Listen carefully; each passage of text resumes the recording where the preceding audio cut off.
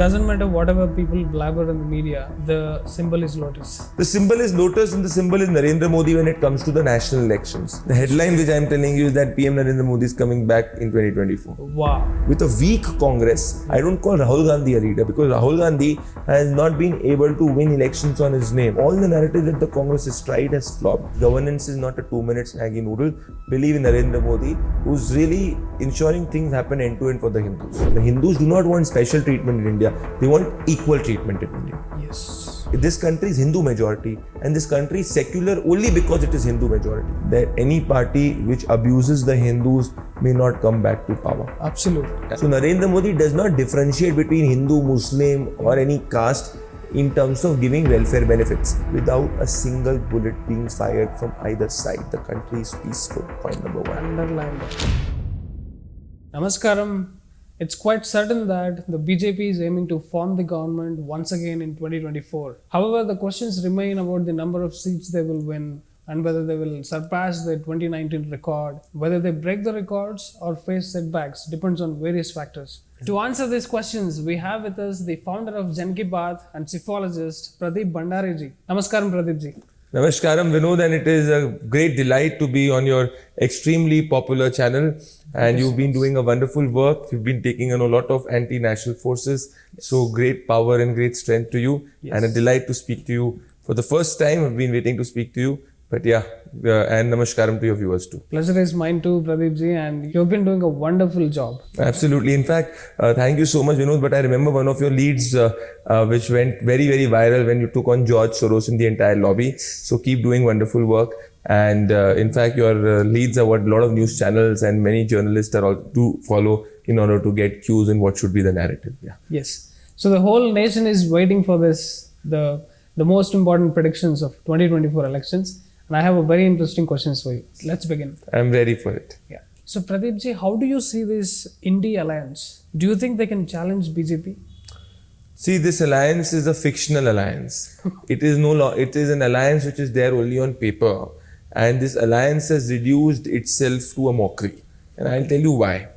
See, you said that can it challenge BJP? I'll say, can it challenge Narendra Modi? And the big answer is right now, no. And it is simple, Vinod, that all of these people who have come together, despite successive meetings and despite so many get-togethers, they've not been able to launch a single common minimum program. Number two is that they don't have any positive agenda for the country. If I ask you what is their vision for the country, you have no answers. Number three is all of them have been historically rivals of each other, which means there is an acceptance, and this is what the people of the country are thinking when I travel on the ground, that because Narendra Modi is strong, this has made them come together. And generally in politics, if you remember, that it is said in Hindi that ek sher sab pe bhari hota hai, or lion always walks alone. This is the perception that people have of Narendra Modi because the Prime Minister has influenced people's life. He has enhanced people's life.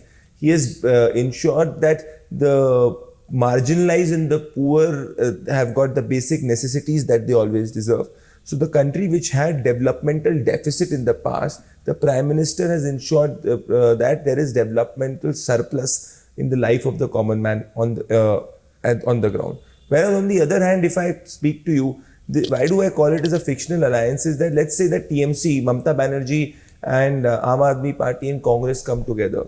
There is no value or there is no vote addition of a Mamata Banerjee in Delhi. There is no vote addition of a Congress party in Uttar Pradesh. There is no vote addition of an Aam Aadmi Party in Tamil Nadu. So where is the alliance? If you look at every state, there is only one party which is taking largely on the Bharatiya Janata Party and Prime Minister Narendra Modi. So there is no vote addition which takes place. The biggest possible threat that the BJP could ever get in terms of a seat sharing agreement or an alliance was when Samajwadi Party and BSP came together. What was the result in that? The BJP's vote share increased from 41-42% to 49%. And the BJP still ended up getting more than 60 seats. Now, Narendra Modi is more popular in the country than what he was in 2019. So, I do believe that the fact that these parties are coming together with a weak Congress and the credibility quotient being very narrow and very less, I think it might end up benefiting Prime Minister Narendra Modi.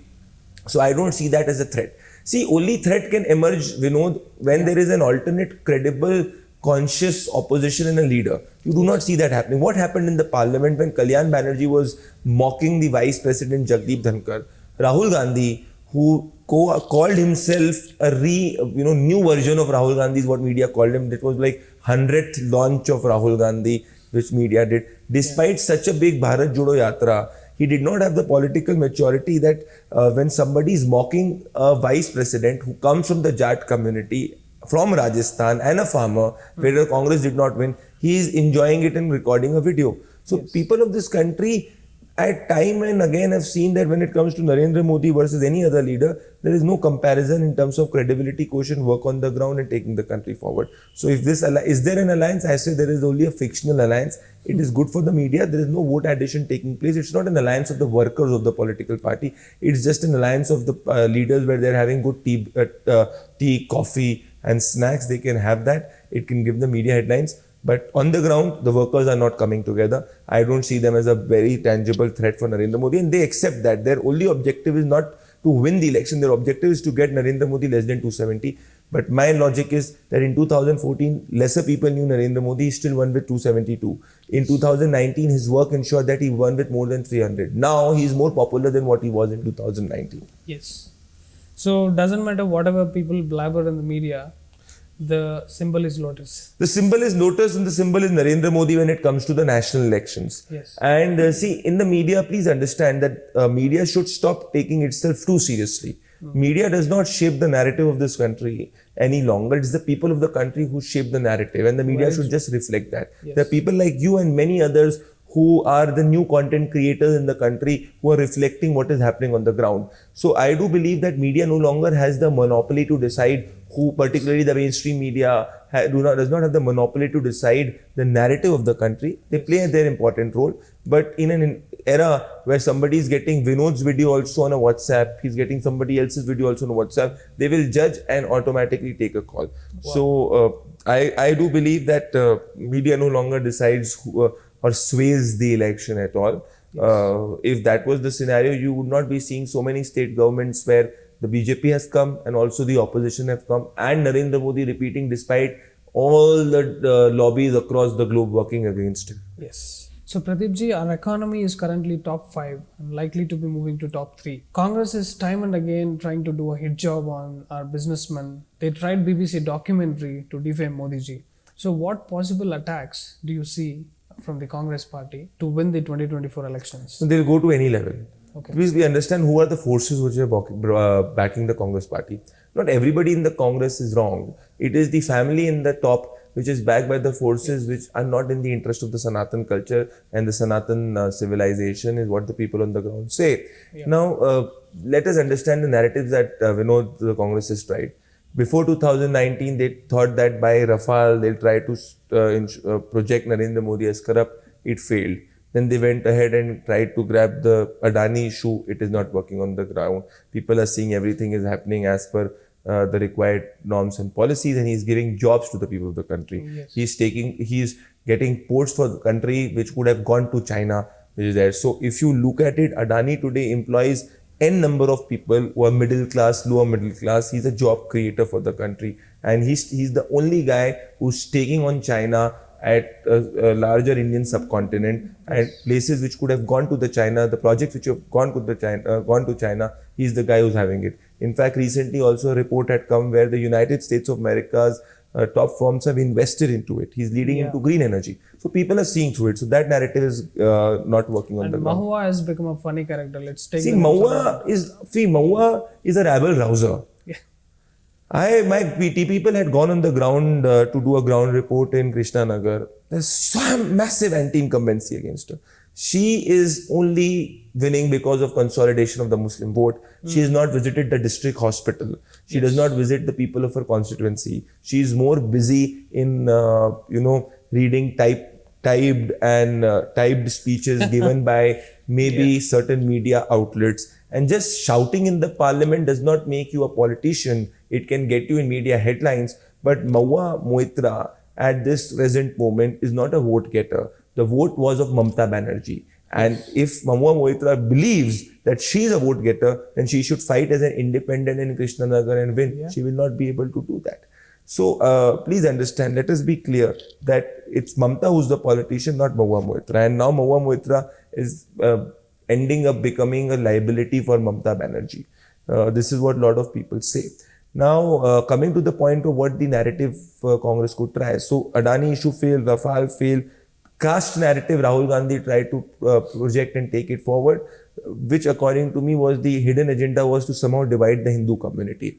Yeah. Earlier it was Rahul Gandhi becoming the Jani Udhari Brahman. Earlier it was Rahul Gandhi telling a Shiv Bhakt and proudly projecting himself as a Hindu. That happened during Gujarat elections, and then he forgot about that identity. Now he's saying that, okay, India should have a caste census. That boogie is also falling flat on the ground because Narendra Modi has ensured that adequate caste representation take place, and the Hindus of the countries are seeing through this attempt to divide them. So that is also not working on the ground. So at this moment, I believe all the narratives that the Congress has tried has flopped. They will definitely try to re-engineer a new narrative in 2024 in order to morally challenge Prime Minister Narendra Modi. But being Narendra Modi, he has his feet on the ground, his ears on the ground, his passion to work for the people of the country. So I don't think he will overcome any possible challenge which could be projected from the end of the Congress party. And on the economy front, Vinod, I was reading that these people tried to attack Prime Minister Narendra Modi on oil management.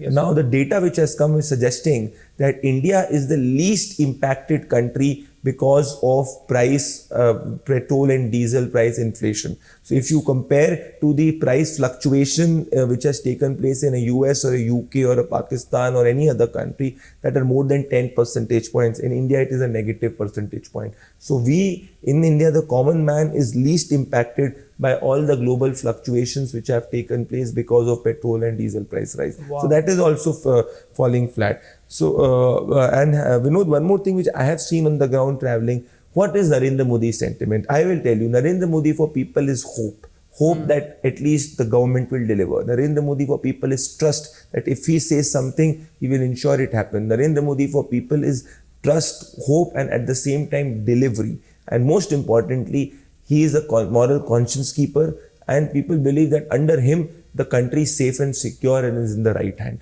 This sentiment, he's touched the hearts of the people because of his works. I can enlist the scheme, and you may call me a bhakt, but if people of the country are seeing development, it is my duty to reflect that. I cannot be like those certain anchors who believe that they are harbingers of truth and they try to believe that they are there to topple the government or bring the government in. I do not live in such notions. My only job is to tell what people of the country are thinking and take the narrative forward which the people of the country are believing in. And at this moment, people of the country believe in Narendra Modi's work. Awesome, Pradeep ji. Actually, the so-called people who are fashionable about being... There are two types of nationalists. There are three types of people, Vinod. And sorry to interject you. Yeah. There are one a commercial nationalist, the other are opportunist nationalist, and the third are who are anti-national. I do not fall into any of the three brackets because my DNA is nationalist. Wow. So this is where I will not change my stand based on my commercial obligations or based on my opportunistic obligations. I am not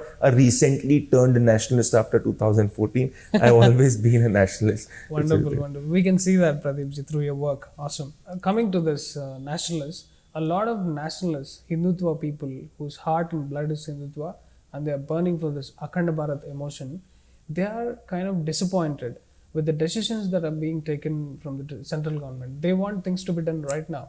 But Modi ji seems to do it slowly. But what they don't observe is he has gone to an extent of banning the PFI organization, and so silently.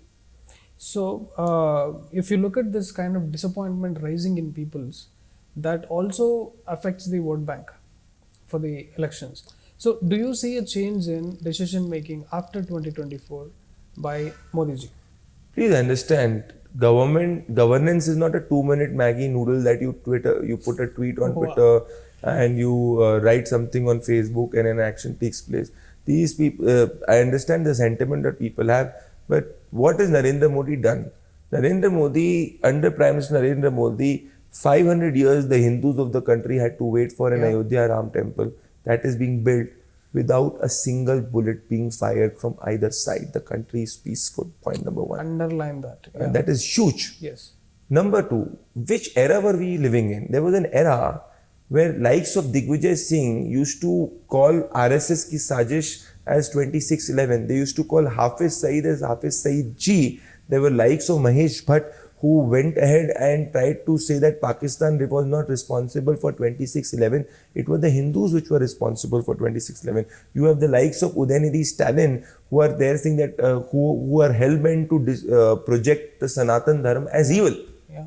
Narendra Modi is the only man who has transformed Banaras and Kashi, which nobody could have done. Now it is a developmental engine of Uttar Pradesh. He is the only person who will now transform the economy of Ayodhya with the mandir coming in. He is the only person who wears his Hindu identity proudly. He goes in a temple and, performs the puja with all his heart. People say, there are certain, and allow me this 10 seconds, a lot of these, I've been hearing this commentary that, oh, why does he take a camera? Why shouldn't he take a camera? If through him, through the Prime Minister, if the young generation who follow the Prime Minister visits a temple, seeing their leader visiting the temple, seeing the leader wearing a veshti, it takes the Sanatan culture forward. Yeah. The Narendra Modi, by observing their leader, their Prime Minister, wearing the Sanatan culture on their sleeves, being proud of the Sanatan culture, the people of this country, the youth of this country will automatically, subconsciously impact.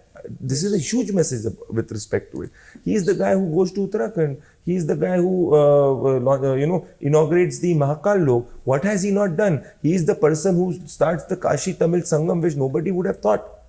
So, if those people who think, oh, decision should take place, everything is happening legally, everything is happening constitutionally, and everything is happening in a due process of law. The due process of law is being followed. This is what we have to see. In PFI, I have done in detail research about it, and I ask you, could you have ever imagined that the government would ban PFI and there would be not even a single incident where the law and order of the country would be, challenged? The law and order of the country was absolutely not challenged. They had planned it meticulously, minutely. Yeah. Narendra Modi plans it end to end. He plans it minutely, and when he executes it flawlessly. Like a boss. This is what is there. Like and a you, boss. as we Hindus, you are wearing a tika, which is there. I am wearing a kaleva on my hand. All of us can do it right now because Narendra Modi has changed it. Otherwise, there was a time where people would look at us as non-progressive individuals. Today, you can be a Hindu, you can be a Sanatani, and you can be as progressive as possible. And you need this thinking in this country to go for years to come. And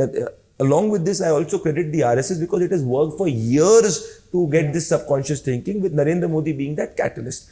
In Banaras, Narendra Modi went. What did he do? He inaugurated the Swarveda Mandir, which was again an unquestionable thing. You've been to Kashi, Banaras Ghat. You go to the Ghats before 2014 and you go to the Ghats now. The top 3 tourist destinations of the country are not Goa. The top 3 tourist destinations are Kashi, Ayodhya and Mathura. Yes. These are the top 3 tourist destinations. Is this not a huge change? Is this not reflecting where we are going as a society? A sari wearing women can be looked as progressive and as modern and as professionally excellent than anybody else. So we've started to take pride in who we are.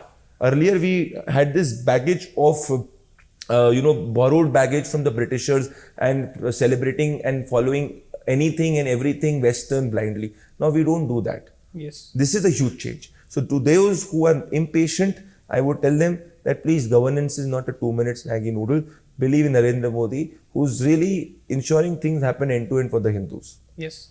What people don't know is Prime Ministers had run away from their homes and offices in the countries like Tahrir Hussain kind of situations. Civil wars are about to break up. But during Delhi riots and all these kind of situations, we successfully and so peacefully settled it down. Vinod, you had exposed the entire plot. I remember very well. And in one of your videos, I saw you had exposed the entire plot on how the Delhi CA and anti-India riots were planned. Yeah. You know what do these anti-national forces want? They want chaos in the country. Yeah. They are shocked that all historic decisions are being taken in this country without any element of chaos. This is why they are shocked. So you need to please understand that this is a Hindu majority country. This is a country which is moving towards being an Akhand Bharat. Obviously, look at the state of Pakistan. Nobody in this country today speaks about India and Pakistan in the same breath. The Pakistanis there are dying, and and telling their government, see where India has progressed, right? Now people talk about India, US, India, UK. Yeah. And that this country is Hindu majority and this country is secular only because it is Hindu majority. And the Hindus, after years, have become conscious about their identity and they started to speak against appeasement. And those who say that Modi is not doing, I tell them, please see the development of Wayanad and see the development of Kashi. Yes. Narendra Modi does not win elections based on the veto of the minority vote. He wins election based on popular vote. That is the difference. So Pradeepji, people believe that usually party winning Uttar Pradesh usually seems half the battle is won. But when you look at South Indian states, all of them are Congress and most of them are woke Hindus and anti-nationals, atheists. You look at the state Kerala, almost like the demographics have fallen down to 50%. So how do you predict the South Indian votes coming to BJP? So that's a very nice question, Vinod. Vinod, I've been saying this, that wherever the demography in India has changed, those places have never hardly voted for development. They have not voted for politics where Hindus are treated as first-grade citizens. So the Hindus and the people of this country should be very, very conscious that the demography of India does not change. I give you a data point. Places where the Hindus are in minority in this country, why is it that a Hindu is not being able to win by a Hindu agenda? Why is it that in places where 90% of Muslims are there, a Hindu community person is not able to win? If you look and see the trajectory, you will see that in the constituencies where the Muslims are in majority and the Hindus are in minority, there the chances and probability of Hindus winning is very, very low. There the vote does not happen based on development. The vote happens based on religion. Yes. India, the vote happens based on development because the Hindus shift their vote. They vote a BJP or a Congress or any other party based on development.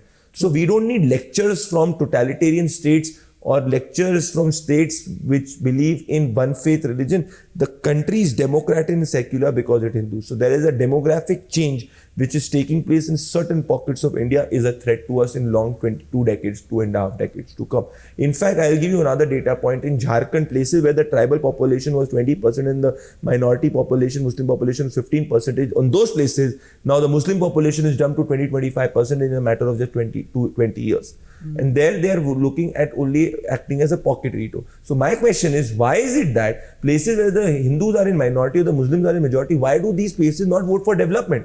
Why do they look at voting as a block? Hindus never vote as a block wherever they are in majority. They vote on developmental parameters. That's why you see vote cutting and all. So this is a challenge that this country should be really aware of, because if we need to protect the secular fabric of India, we need to ensure that demographic change does not take place. Now coming to southern India, see, let's divide it. Karnataka, the BJP is a force, and the BJP will do well. In Telangana, the Bharatiya Janata Party is more stronger than what it was in 2014 and in 2019. In 2019, the BJP got 4 seats and the vote share was roughly in 18%. And in the assembly election, the vote share was in single digit. Now, the Bharatiya Janata Party in an assembly election has got a vote share of 14%. So what I look at is that in 2024 election, the BJP will be stronger in Telangana than it was in 2019. Yes. In fact, in Telangana, the BJP had a sentiment to grab. In GHMC election, if you remember, the Bharatiya Janata Party did very well. But then they vacated that territory and the Congress won on an anti-BRS vote. So I do not look that these are the 2 territories where BJP can do well. Coming to Kerala, I completely agree with you that demographics has resulted in a situation where there is a friendly alliance which takes place between UDF and LDF, which prevents the BJP to come from power. Till the time the Christian community vote does not shift away and does not vote en bloc like the Muslim vote, you will not see the BJP coming. And this is where I say that it is very, very important to protect the demographic balance. Nothing to do with BJP or Congress, but if in a Hindu majority country, only if you do not speak about Hindus, where else will you speak? Yes. And many places in Kerala, if you remember that you've seen the data points of how many individuals were planning to join the ISIS. So this becomes other security challenge. Andhra Pradesh has been a state between 2 regional forces, and I do see that only happening for the near future to come. Tamil Nadu is where BJP started to invest with projecting Annamalai as a leader, but the BJP has 0 take-off votes, so they have to give him certain amount of time. Yeah. but they are on the right track. As the institution Sangathan builds, they will see changes taking place in Tamil Nadu. So again, look at Narendra Modi's vision. When he won the election in Gujarat, the first point he spoke about was that I have a dream that one day Kerala will have a BJP government. When he won Madhya Pradesh, Rajasthan, Chhattisgarh, he says that I will see a point where Telangana also we will come back to power. Yes. So he has his eye. The BJP is expanding. It is also expanding in Odisha. Odisha is another trajectory, Vinod, where the BJP can do very well in the years to come. And in fact, it can form a government also in the years to come in a post-Naveen era. So that's there. But yeah, Kerala will take time because of strategic voting which takes place and a strategic alliance, a friendly alliance between LDF and UDF. Yeah. See, I am a votary of pro-Hindu politics in this country because I believe any party should not take the Hindus for second-class citizen. We were subjugated by the Britishers for more than 100 years. Then for 70 years, the Hindus were told to live, okay, fine, not be proud about their identity, particularly after in the UPA 1 and the UPA 2. Now the Hindu community has become conscious, and also at the same time there is development taking place in the country. So whichever party is there, it should focus on the Hindu interest. These issue with many of these parties is they end up appeasing. The Hindus do not want special treatment in India. They want equal treatment in India. Yes. So Pradeep ji, in terms of choosing the leaders, one from ST community, chief ministers face from different backgrounds, do you see this is a strategy that BJP has? Yeah, I agree with you that it's a strategy because this has completely made Rahul Gandhi's and Congress's narrative of projecting Bharatiya Janata Party as anti one caste or the other, and it has took this narrative or has made this narrative a non-entity.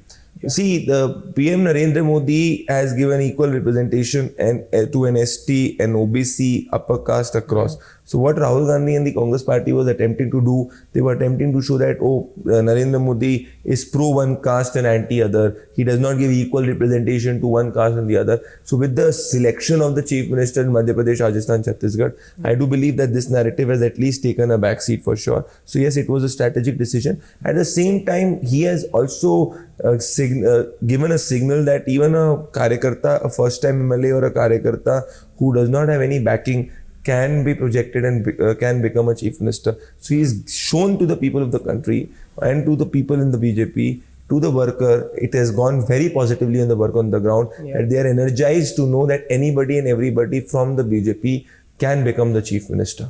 Yes. So I would say it was a very democratic decision which he has taken. Yeah. So we also see that the young leaders of Congress, like Jyotindra Scindia, are leaving Congress party. So is it because the usual commentary that people make is Modi ji's sabka saath, sabka vikas, sabka vishwas. Is it finding into action? Is it really finding into true action? See, I look at it as a failure of the Rahul Gandhi to keep his flock together. And this is what speaks about the political immaturity of Rahul Gandhi. Because, and at the same time, it also speaks a lot about the political wisdom of Prime Minister Narendra Modi.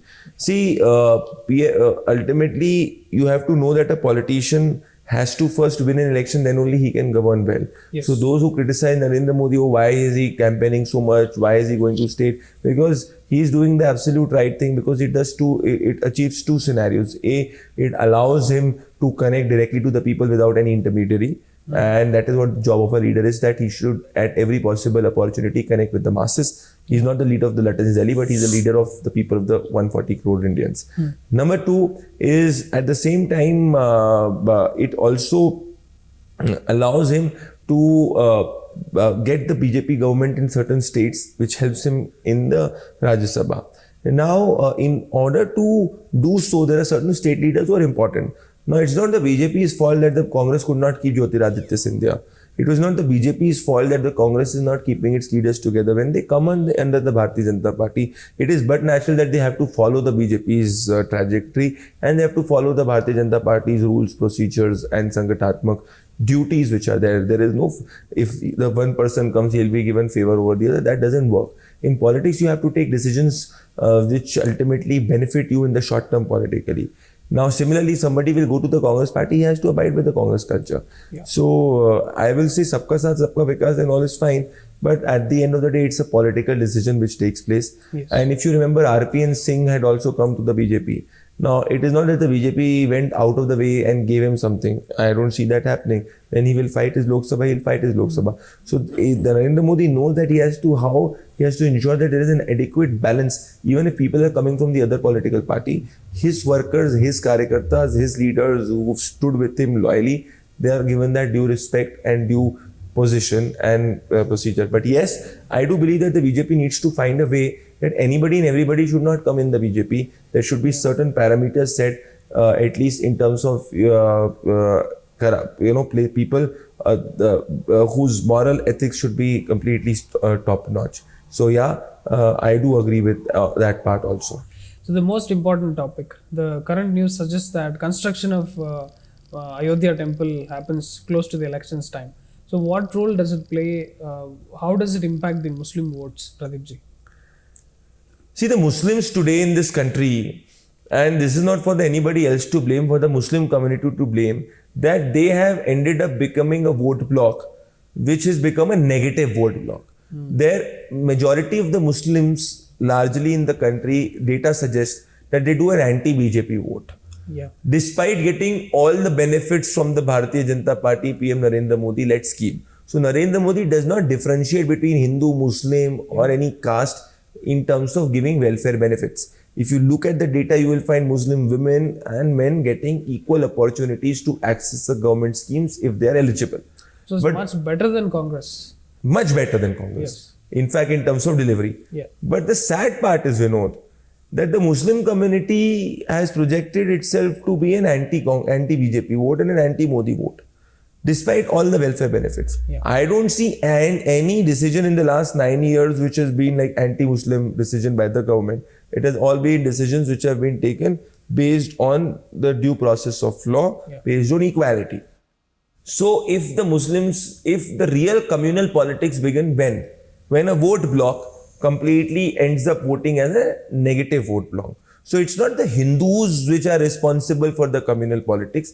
The intellectuals of the Muslim community should introspect. Why is it that they have ended up making the community only vote as a negative vote bloc? Yeah. It is to be understood. Why is it that the leaders who spoke about the Muslim community, after 70 years also, the Sachar community pointed out that they could not uplift the Muslim community in the standard of living. So for the low standard and economic well-being of the Muslim community at places, it is the Congress which has to be blamed, which used them as a vote bloc. Yeah. But the tragedy is that the Muslims are not voting based on development. So if Vinod, who's a Hindu and fights from the Bharatiya Janata Party and does development for Hindu Muslims alike, he will have less chances to get vote from the Muslim community vis-a-vis somebody who wears is from the Muslim community and does not wear a kaleva and a tika and does not talk about development, but ends up speaking about representing the community. Yeah. So I believe that till the time the Muslim intellectuals start speaking against certain pocket vetoes which are taking place in many places, this negative vote will persist. And this is where the Hindus then counter-consolidate. Yeah. You have to understand it in this way. So the Ayodhya Ram Mandir temple, which happened after a Supreme Court order,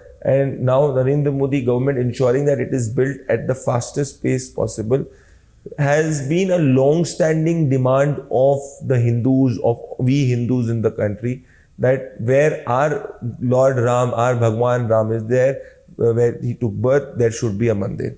This has completely energized every household in the country, where they have seen generations which are beyond, one generation above us, they are all subconsciously thanking the Prime Minister for it. And everybody understands that the sentiment, all happened through facts, but it's the government which has completed it in letter and spirit at a very fast rate.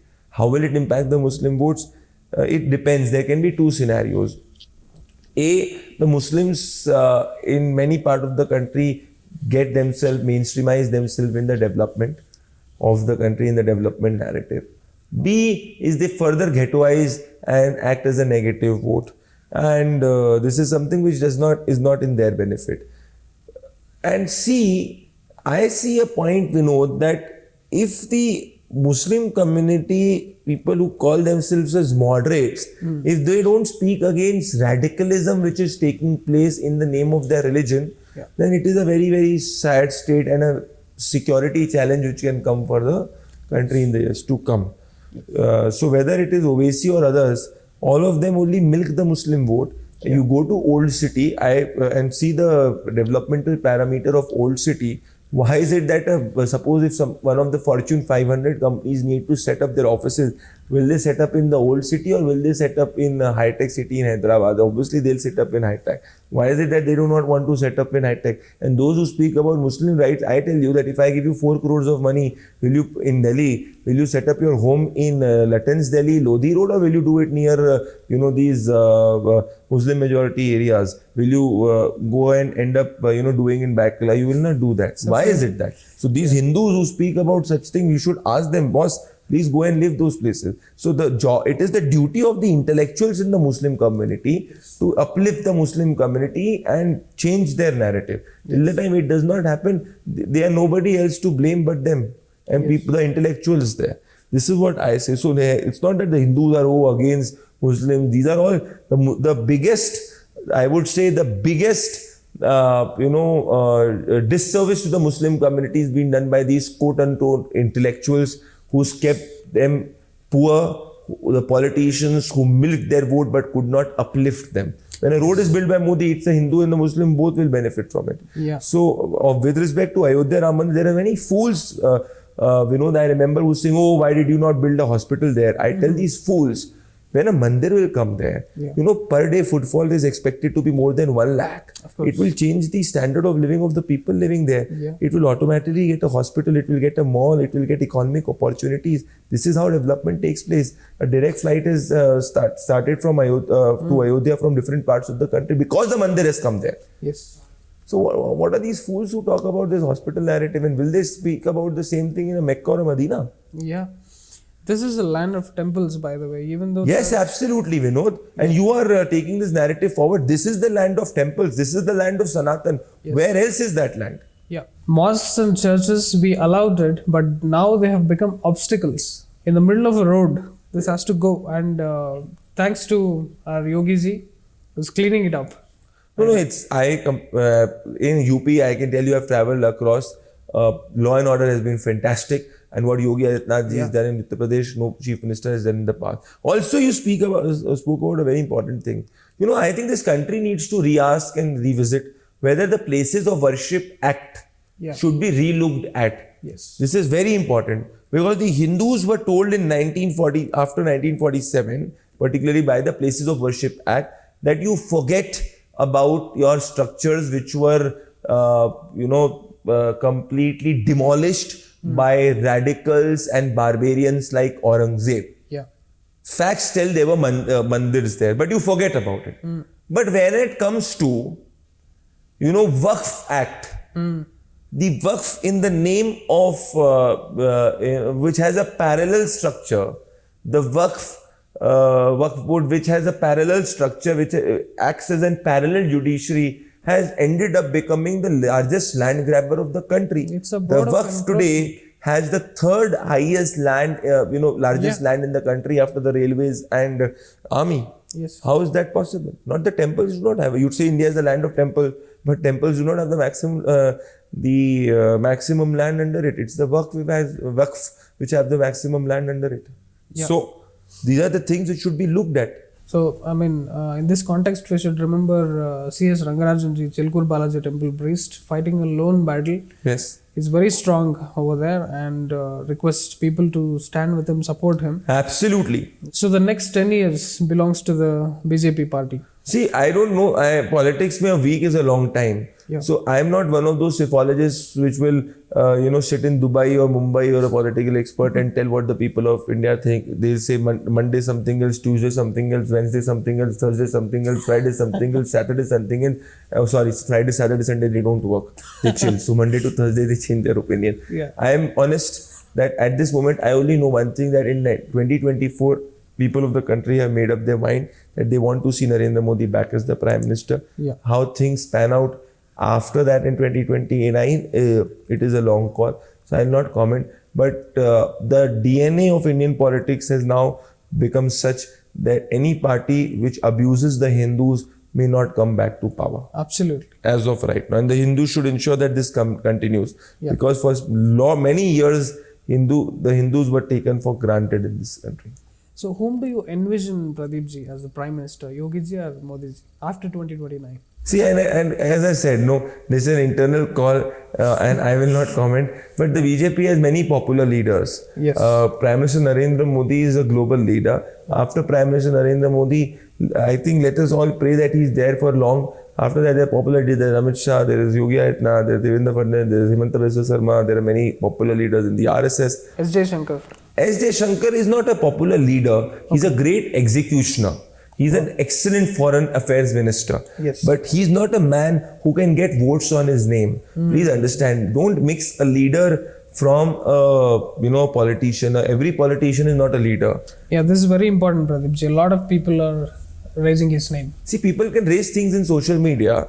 That is all different. But I'm just saying there is a difference between a leader and a politician. Politicians can be many, leaders are few. Yes. Leaders are those who can get votes in their name. At this moment, globally, the most popular leader is Narendra Modi ji. Yes. That's it. Yogi Adityanath is a leader in Uttar Pradesh. Home Minister Amit Shah is a leader. Yeah. Many leaders like Mamata Banerjee is a leader in Uttar Bengal. There are leaders. They have risen from bottom up and they get votes in their name. They struggle. They are leaders. Any individual, irrespective of ideology, you can hate or love, but the individual who's built their party, they're all leaders. Arvind Kejriwal, to an extent, you can hate him, but he's a leader, right? I don't call Rahul Gandhi a leader because Rahul Gandhi has not been able to win elections on his name, right? Mamata Banerjee is a leader. Yogi Adityanath is a leader. Himanta Biswa Sarma is a leader. All of them are leaders. Devendra Fadnavis is a leader. And the biggest and the most Amit Shah is a leader. Yeah. But at this moment, the country's habit is Narendra Modi, and the country wants that habit to continue. Yes. Another good thing which has taken place, Vinod, in this country is that this country has moved away from Muslim veto to women veto. Yeah. You do not decide who will win the election. It's your fiancé who will decide, or it is my wife who will decide, or the daughters who will decide the country, because the women, wherever the women of the country vote, that is the person who wins the election. Nobody else. Yes. It's the women who decides. It's a very positive change which has taken place. I can just say that 2024, Narendra Modi is coming back as the Prime Minister. Wow. That is what I can tell you for sure. PM Narendra Modi 3.0 will become a reality because of three reasons. A, people of the country on the ground has seen work, whether it is, if you travel to Uttar Pradesh, you will see Awas. If you travel to areas in Madhya Pradesh, tribal areas which have never got houses, he's delivered houses and tap water.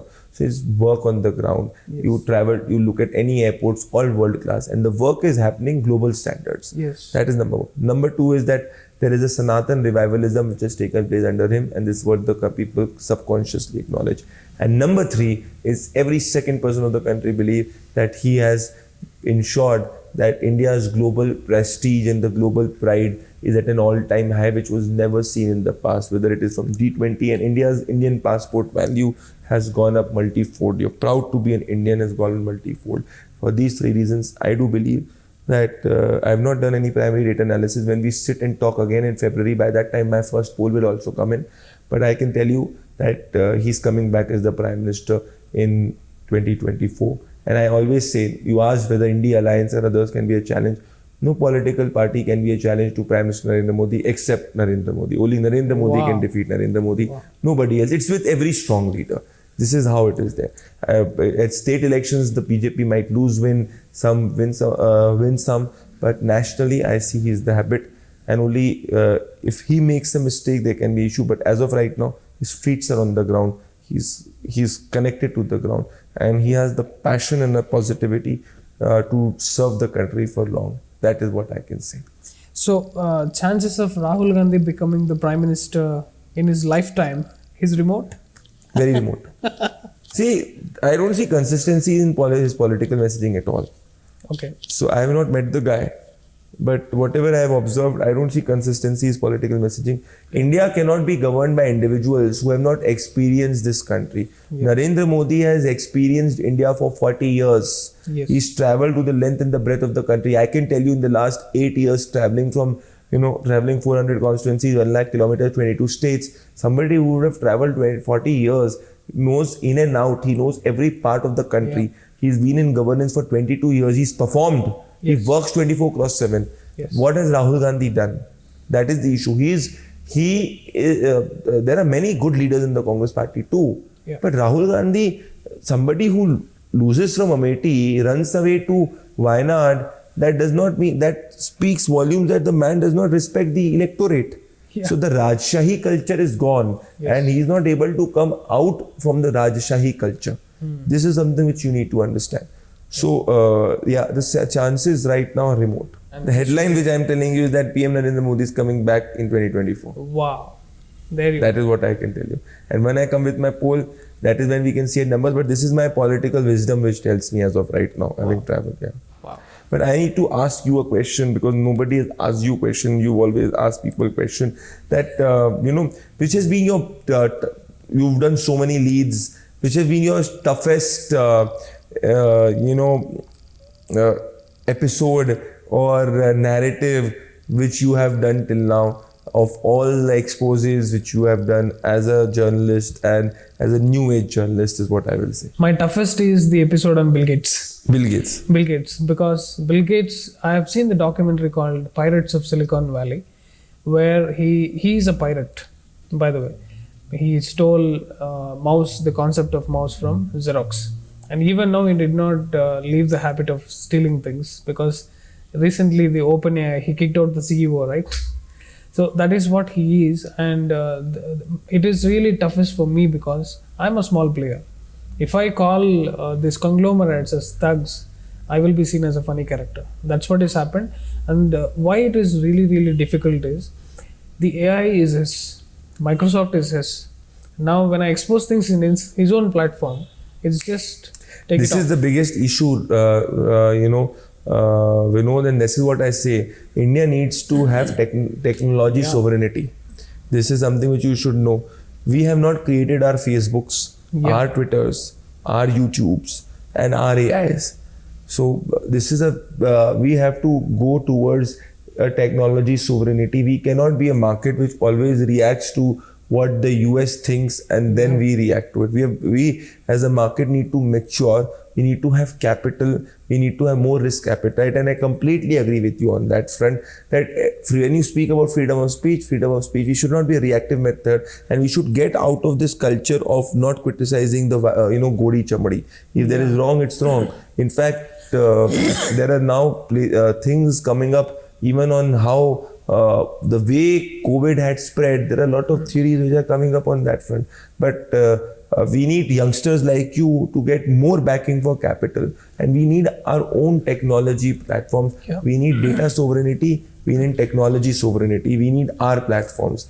So I completely agree with you. That is a challenge for sure, and hopefully let us see how do we overcome it, because ultimately it's the capital who has, or the amount of capital backing which you get, that makes a huge difference. Tomorrow, if I give you 100 crores of money, you will reach 100x, 1,000 more people than what you are reaching right now. So that is, I understand what challenge you would have faced then. Yeah. So people in South India, actually today we are at an age where even a temple beggars can open up a YouTube and become a journalist.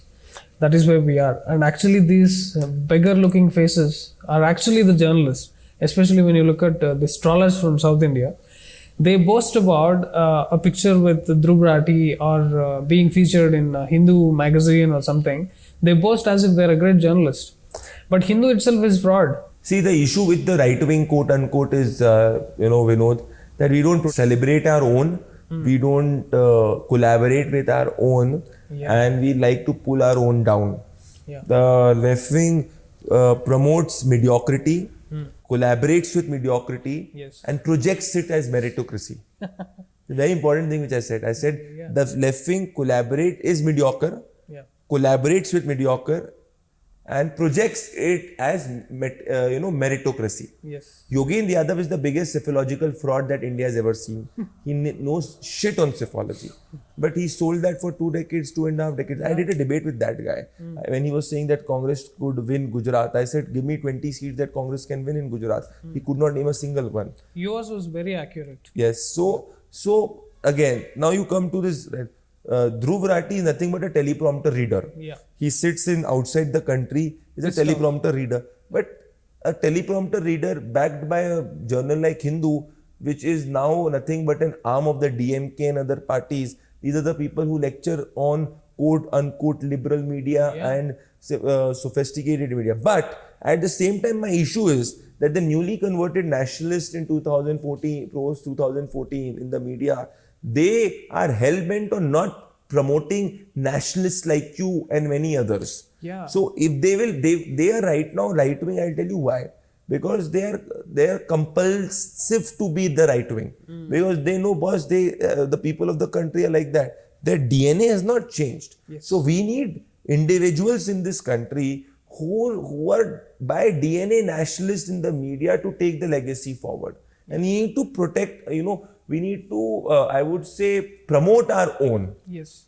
We don't need individuals who have mask of, from inside they are hypocritical, secular, liberal, anti-nationals, and they have mask of nationalists. We don't need those individuals. This is where we have to change, and I somehow feel that requires a change. Yes. So, as I said, these individuals back each other, but I see silver lining towards there is always the sunlight which I see. So you be on it. You have my backing. That's why there are many people who are there, and there are a lot of people who are following you. But yeah, this is an important thing. This people of the country should know. Left wings are mediocres. Promote mediocrity. Promote mediocrity. Partner with mediocrity, and project it as meritocracy. And in many things in our right wing, what I've seen, a lot of individuals. You are a professionally excellent individual. I see you coming up with your setup, working hard. People will have issues with you. Why? Because you're professionally excellent. Yeah. Some of these people are not professionally excellent, and they do all sorts of wrong stuff. And this is where they go against people like you. Yeah. It is important that whatever your opinion is, you have the right to have your opinion. I may disagree with it, but it's fine till the time you have professional excellence and genuinity. So the right-wing ecosystem needs to really mature a lot in supporting our own people. It's very important. Very who true, are true DNA nationalists. Yes. There are a lot of good people in the right wing, but somehow in places where we should come together more. I say India has never had this culture of quote unquote this wing, that wing. It's a US based culture, but I would say the Bharatiya wing is the better word to say, the Sanatani wing. Yes. And that is the reason why I launched my own OTT, because when YouTube deleted my channel, which has nothing but facts, all my videos, I maintain zero margin of error. YouTube decides, or any other technology platform decides how much they want you to grow to, until when they want you to grow.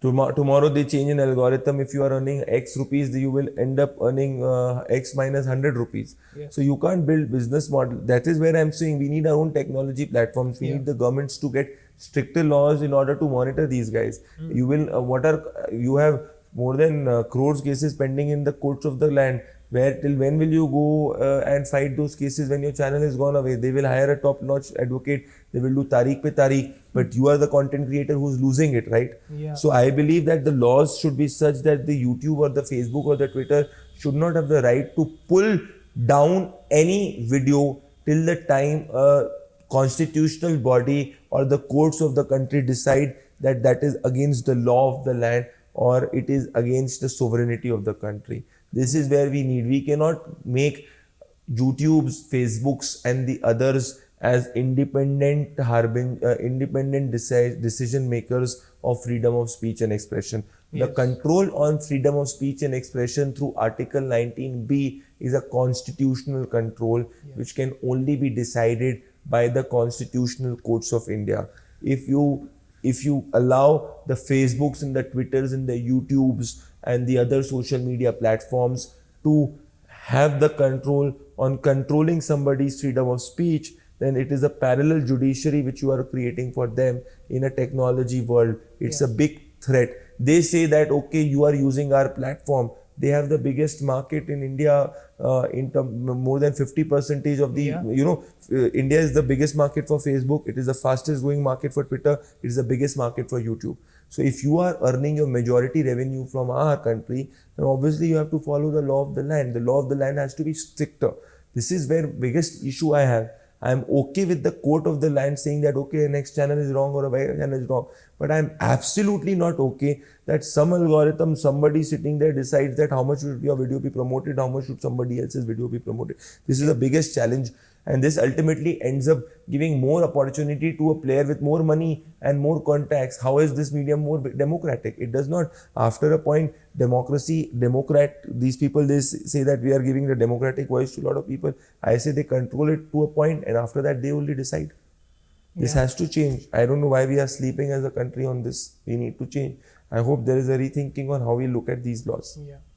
So Pradeep ji, you've been very successful in starting your own channel, Jan Ki Baat, which is completely away from all this big tech bias. And you are totally unbiased. And I launched my OTT. But when you look at the support that we are getting, I would like to hear from you what kind of support you are getting. See, Vinod, I will say I'm very biased. I'm biased for the country. Wow. I'm definitely opinionated for the national interest. And those who say that they are, neutral are the biggest fake individuals, because nobody in this country or the world can ever be neutral after a child is born. Because once you start making choices, that is where subjectivity comes into picture. So I am definitely biased to make India a developed nation and contribute to that vision. Definitely, yes. But I am not like these frauds who lie to the audience, are dishonest. I am biased for the national interest, for a secure India, for a safe India, for a developed India. Yes, I am. Jan Ki Baat, as a journalist and Psephologist, you've been following me from quite some time. Jan Ki Baat in the last 8 years has predicted 39 Indian elections accurately out of 43. And I personally have traveled 1 lakh kilometers, 22 states and 400 constituencies. In every state, if you see right an election, you will see all my photos and videos on the thing. This is an unprecedented feat. With the blessings of God, my family, we have achieved. And despite so many hurdles. As a journalist on television, I've been with Republic and India News X as their editor-in-chief, and Republic as a consulting editor. The journeys have been fantastic. Jan Ki Baat has got a lot of support, Vinod. And now I am all set to launch it on the content front also. And people like you have inspired me that there is a significant audience. So we have to build an integrated media, which is on TV, digital, social, across, where all these collaborative people come together and help each other. So I'm raring. My immediate target right now is 2024 elections. And my intention has always been to serve the people of the country and be the voice of the people of the country. And for my city, I have a deep passion to make Indore the most developed city of the country, as the Singapore of this part of the land, and a growth engine which connects the north to the south, the west to the east, and which has the maximum per capita income which any city will have. It will take 1.5 to 2 decades, but it can happen. So that's my vision. But I want to see a place where, say, String becomes the most watched OTT platform on certain amount of content. Thank you so much. I want to see many like that going forward. We need to see Jan Ki Baat reaching 230 crore individuals, because all of us and all of you, you don't have any Mai-Baap, or your father is not put in the money, or you do not come from a rich family. You are struggling and striving it out. That's the Indian dream. They speak about the American dream. I say that's the Indian dream. That is the Indian dream. But we need to now compete with the globe. For that, we need capital. And that is where the market needs to mature, and the businesses and the HNIs of the country needs to back more talent. Because see, a lot of people say, oh, they are scared of media. But I say that if you don't have a narrative in this country which is pro-growth, pro-developed India, pro-Sanatan, all your other businesses and all will always definitely suffer, because it's the narrative which drives the sentiment in the customers. Thank you so much, Pradeep ji. Namaste. Your insights are really, really valuable. Thank you.